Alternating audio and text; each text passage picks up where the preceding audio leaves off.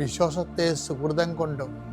ഈ ഉടമ്പടിയിലൊക്കെ ഇത്രയും രാത്രിയും പകലും കൃപാസനത്തിൽ ആൾക്കാർ വരികയും ഉടമ്പടിയിൽ ആൾക്കാർ ജീവിക്കുകയും ചെയ്യുന്നതിൻ്റെ കാരണം ഈ വിശ്വാസത്തിൻ്റെ ജീവിത കളരിയിൽ സുഹൃതങ്ങൾ ഒത്തിരി മനുഷ്യർ അഭ്യർത്ഥിക്കുന്നുണ്ട്.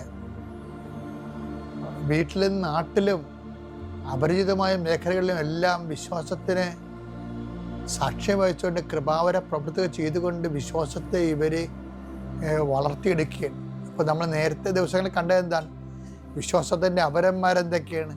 വിശ്വാസത്തിൻ്റെ പരിഷ്കൃത രൂപങ്ങൾ, വിശ്വാസത്തിൻ്റെ റിഫൈൻഡ് ആയിട്ടുള്ള വിശ്വാസത്തിൻ്റെ എന്താ വെച്ചാൽ സംസ്കൃത രൂപങ്ങൾ, വിശ്വാസത്തിൻ്റെ സംസ്കൃത രൂപം ക്ഷമ. നമ്മളത് ഇന്നലെ കണ്ടായിരുന്നു. ക്ഷമ എന്ന് പറഞ്ഞാൽ എന്താണ്? സഹിക്കുന്ന സ്നേഹത്തിനാണ് ക്ഷമയെന്ന് പറഞ്ഞാൽ. അപ്പോൾ നമുക്ക് നഷ്ടമാണ് ശരിക്കും പറഞ്ഞാൽ. സ്നേഹം തന്നെയാണേ,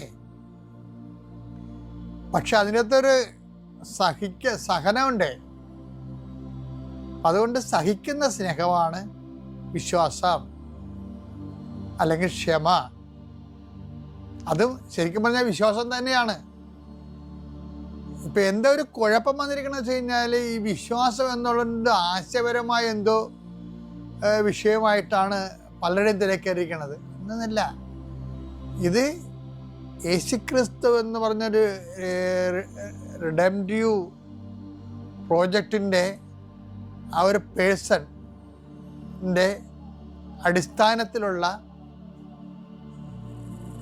വിശ്വാസ പ്രക്രിയ അല്ലെങ്കിൽ മുന്നേറ്റങ്ങളിൽ വരുന്നതാണ് എന്താണ്? ഒന്ന് സ്നേഹം, അതും വിശ്വാസം തന്നെ. രണ്ട് ക്ഷമ നമ്മൾ കണ്ടു. ഇപ്പം എന്താ പറയണത്? വിശ്വാസത്തെ സുഹൃതം കൊണ്ടും. സുഹൃതം എന്ന് പറഞ്ഞു കഴിഞ്ഞാൽ സൽപ്രവൃത്തികൾ അല്ലെങ്കിൽ കൃപാവര പ്രവൃത്തികൾ. പിന്നെന്താ? വിശ്വാസത്തെ സുഹൃതം കൊണ്ടും